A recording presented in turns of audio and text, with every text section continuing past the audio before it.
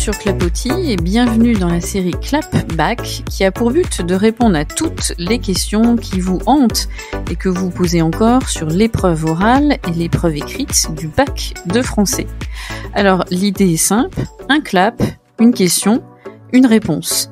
Et pour me poser la question du jour, j'ai le plaisir d'accueillir au micro de Clapotis Marie, qui est une élève de première.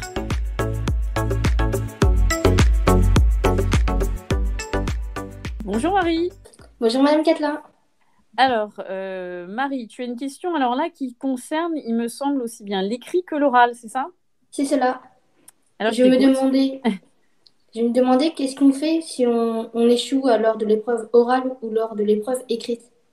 Ah là là, déjà question qui se positionne. Enfin, tu te positionnes déjà dans l'échec, c'est pas bien ça. Mais en même temps, c'est une question qui est légitime. Alors, quand tu dis échec, c'est-à-dire une mauvaise note, c'est ça? C'est ça. Alors, ça peut arriver malheureusement. On peut avoir une mauvaise note à l'écrit comme à l'oral.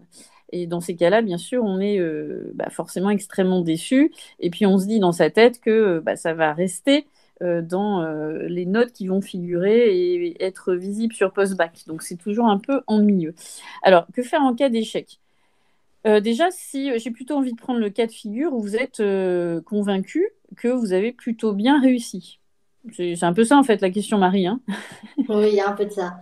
Bon, alors, ça arrive qu'on sort de l'épreuve orale et écrite, on se dit, ça a bien marché. Enfin, mon plan tient la route, si c'est une disserte ou un commentaire. Et puis à l'oral, j'ai pas eu l'impression d'avoir eu des questions difficiles ou j'ai plutôt bien répondu. Et puis hop, le mois de juillet arrive et vous recevez vos notes.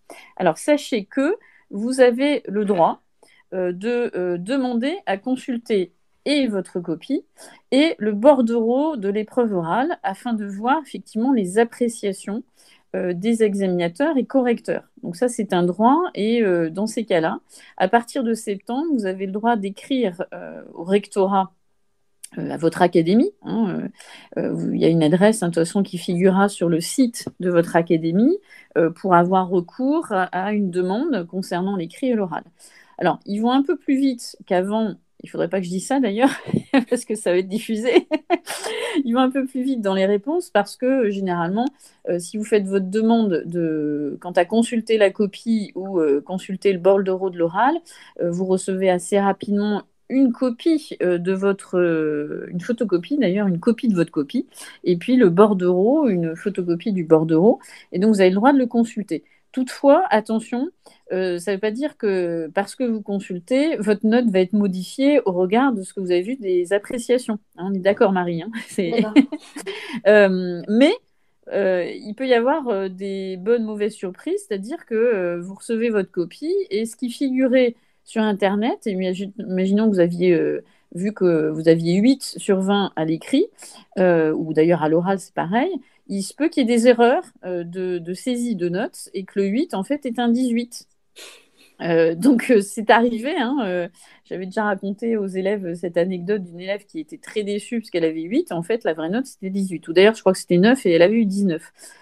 Donc, dans ces cas-là, bien sûr, vous engagez un échange épistolaire avec votre académie et vous vous indiquez qu'il y a eu une erreur de saisie entre ce que vous aviez reçu en juillet et à ce moment-là. Mais après, j'ai envie de dire... Oui, pardon, Marie, tu voulais dire quelque chose? Non. Non.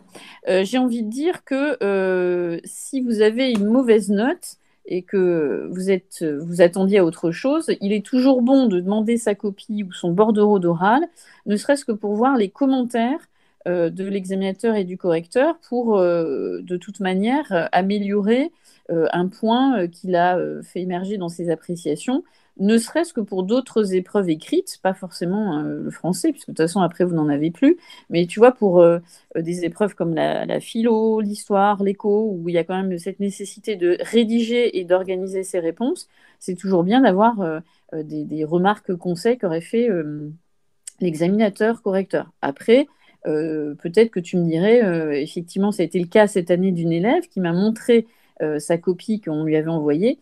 Il y avait malheureusement très peu de commentaires et d'appréciations. Donc ça ne donnait pas une indication très constructive. Mais après, si on termine par cette question, j'espère, de toute façon, que vous ne connaîtrez pas l'échec et que vous serez plutôt content des notes que vous aurez, ne serait-ce que par le travail que vous aurez fourni. Voilà, j'ai répondu à la question, Marie. Oui, merci madame.